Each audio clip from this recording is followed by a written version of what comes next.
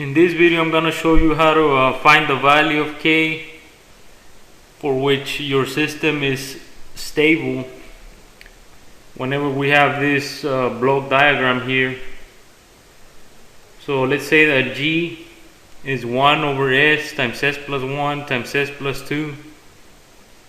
H is 1, and initially let's say that K is also 1, but then of course we're going to vary K so that we find the range for which it is for which the system response to a step input is stable. So go ahead and open MATLAB, go to File, New Script. Let's begin by clearing our variables, clearing the screen. Let's make a symbolic constant for the variable S that is used in the transfer function notation. Like I said initially, let's let K equal to 1, and let's let the like we said before, the numerator of G is also 1. The denominator is S times S plus 1 times S plus 2. And of course G is its numerator over its denominator. And H is 1. So let's go ahead and plot the root locus of the open loop function.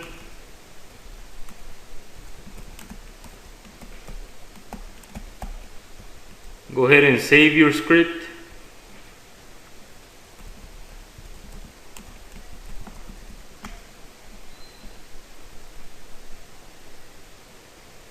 And let's also plot the step response of the system.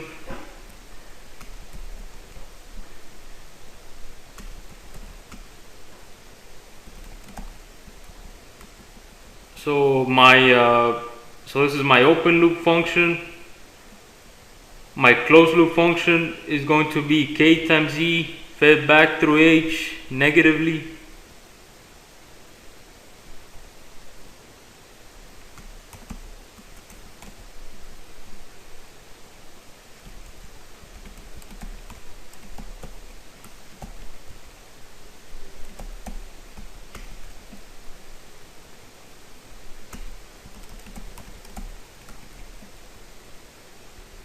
So go ahead and run the code.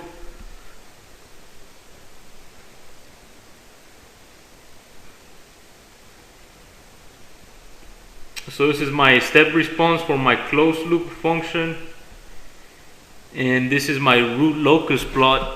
And if you click on any line in the locus, you're gonna see that you get these black squares that you can drag around.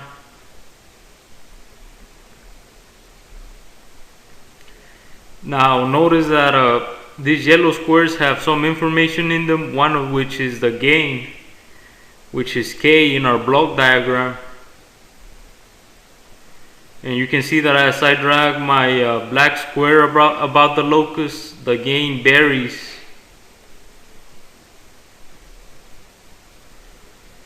And as you might have learned already from your controls class, whenever the poles of the closed loop system are to the right of the imaginary axis, you're gonna have an unstable system. And these black squares actually represent the closed loop poles that you want. So if I put it right where the locus crosses my imaginary axis, you can see that it's around 6, and you can actually zoom in.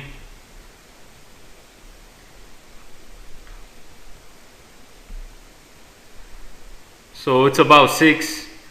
So at 6 is where it crosses. Let's go ahead and change the value of K to see what happens.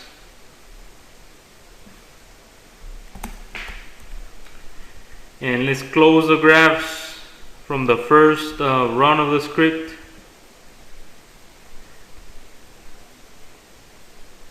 Now, before I close this one, notice that my step response is pretty stable. So now we're going to see what happens when we change the value of k to 6, which will put our closed loop poles right on the imaginary axis.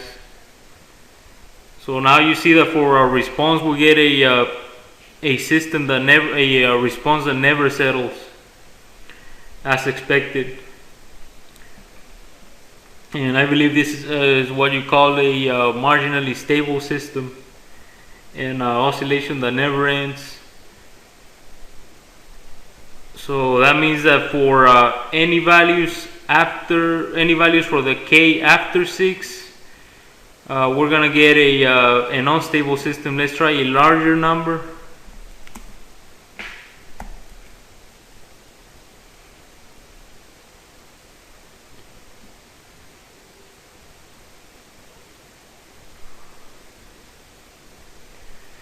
So this is my response for a larger value of k, larger than 6.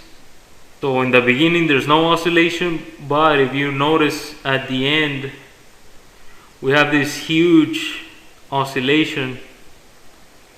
So of course the system is not stable.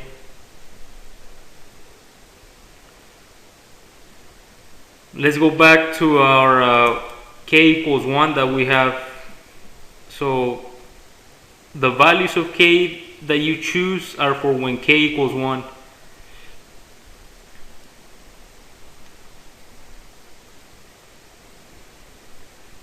So what does that really mean? Well, let's go ahead and plot the so this is the open loop function. Let's go ahead and plot the locus of the closed loop function so that you can get a better understanding of what the value of k does to the closed loop poles.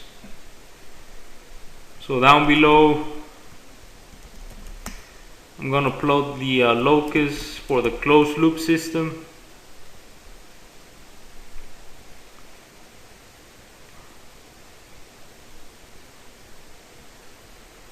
So with k equal to 1, my closed loop poles are at 0.338, 0.562 on the imaginary axis, and of course the conjugate pole has a real negative 0.338 and the imaginary negative 0.562.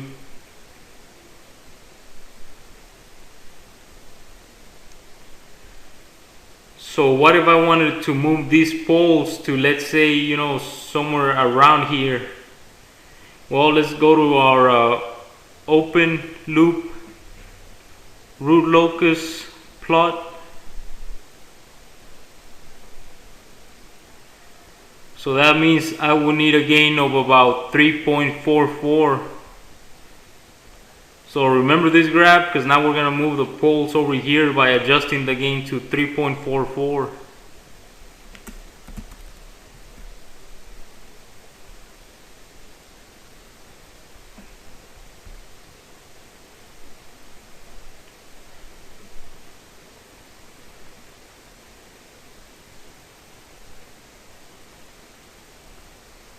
So that's my open loop root locus.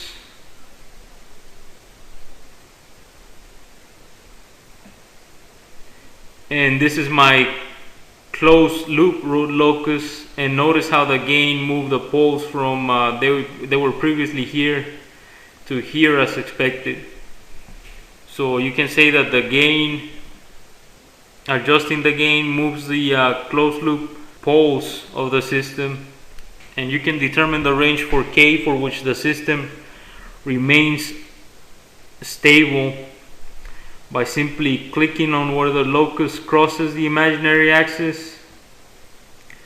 And so any number larger than that is going to be is going to give you a non-stable system for k.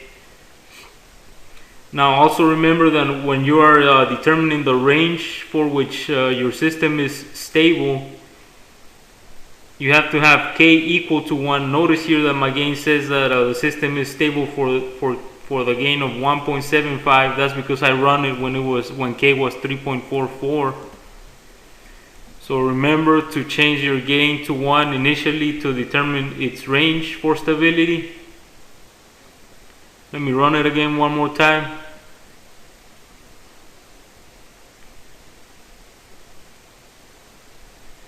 Now with k equal to 1.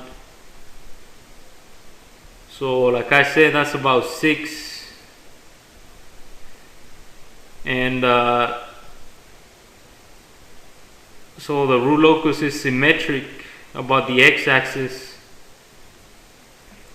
So the value for k, for the maximum value for k for stability would be equal to 6 for this system that has this g function and this h function.